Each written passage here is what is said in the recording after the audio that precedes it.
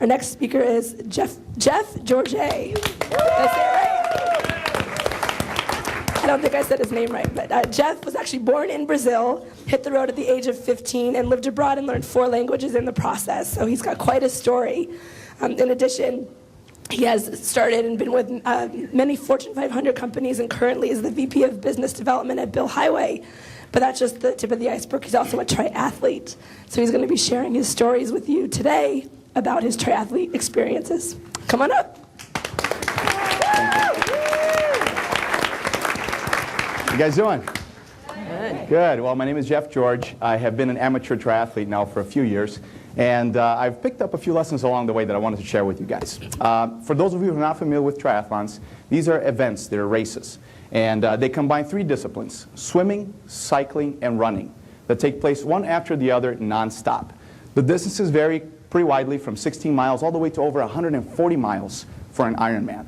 And they're fascinating events because they're a paradox. They have moments of happiness and joy and elatedness with absolute horror and pain. Like this one here, this picture was taken after my first triathlon, right after the swim. I would have rather have gotten hit with a medieval flail upside the head than to go through a swim start. It was horrible, but I got through it.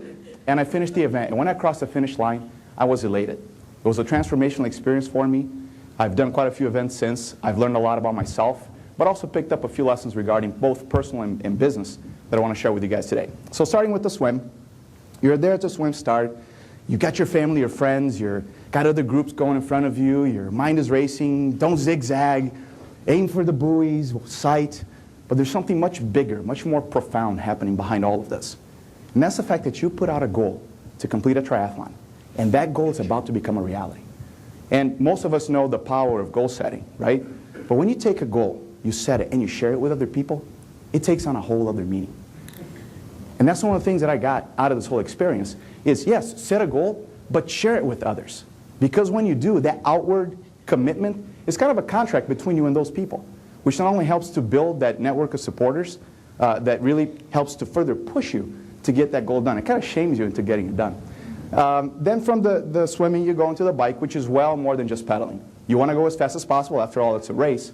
But you have to save your legs for the run. So obviously, right, technique and endurance are very important, but so is efficiency. And triathletes are obsessed with efficiency. In fact, you'll never see a triathlete going down the course with an umbrella. Why? This guy shows us that it's not really particularly all that efficient. But you will see bikes and helmets that are meant to squeeze the last bit of resource that you have to get to the run with some left in the tank.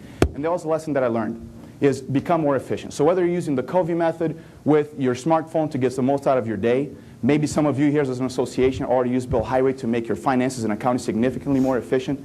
Point being is that you have to make a transition from cycling to running. And that's a very difficult transition to make because you're tired, you're thinking, God, I just biked all this miles, I got to run too. Yep, hit the ground running. When you do, your legs feel like jello. And it's a tough transition to make, but you get accustomed to it and you get going, and then you get in a groove, but then cone after cone, mile after mile, fatigue, both mental and physical, begin to kick in. And you find obstacles, right? Big hills, and you just think, gosh, how am I going to do this? But you put your head down, one foot in front of the other, next thing you know, you're at the top. You see, the mind actually wants to give up well before the body does. And what that tells me is that all of us have much more inside ourselves than sometimes life leads us to believe that we do. And that's because the capacity to be extraordinary is an innate human ability. Take the guy on the left. His name is Aaron. He only has 10% of his eyesight. He's legally blind, but he's tethered to a buddy so he can feel his way around the course. He's a professional triathlete. Then you have Rudy. At the age of 5, had to have both of his legs amputated. Last year, at the age of 22, he was the first double above the knee amputee to finish an Ironman event. Wow. That's 112 miles on a bike and a marathon. This cat did it. What I got from them is that they didn't ask permission to be extraordinary. They said, we're going to plow through the excuses that life hands us, and we're going to choose to be extraordinary. And we're going to fuel ourselves with our own actions. So that led me to ask of myself, really of any of us, what excuses do we have that maybe are preventing us from being spectacular? Can we maybe elevate the standards of our industry, of our own life, if we were to harness our inner strengths to just catapult us to do something phenomenal? Ultimately, guys, achievement is a choice. And when we combine purpose, commitment, and action together, we can unlock the extraordinary inside all of us. Now, there are lots of channels to do this, right? Triathlons certainly are one of them. It was one for me. You probably have some of your own. And we learn lessons along the way, right? We obviously want to set a goal, very powerful. We want to share it with other people, want to be efficient. No reason to ask permission to do something really, really cool. But it all comes down to one thing, is that we get one shot. One shot at life, one shot at reaching our full potential as people, as an organization, one shot at making a real difference.